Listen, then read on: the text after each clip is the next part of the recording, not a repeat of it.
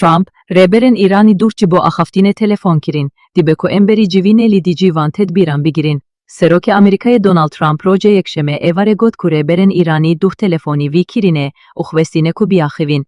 Ez di fikirim ku evciledana devleten yek bu yivestiyane, İran dixwaze biaxive, Trump visagot, dibeku em bivandre biçivin, yani em plan dikin ku biçivin. Le dibeku em neçar biminin ku beri ku em biçivin tedbiran bigirin, cibertişte ku qevimi.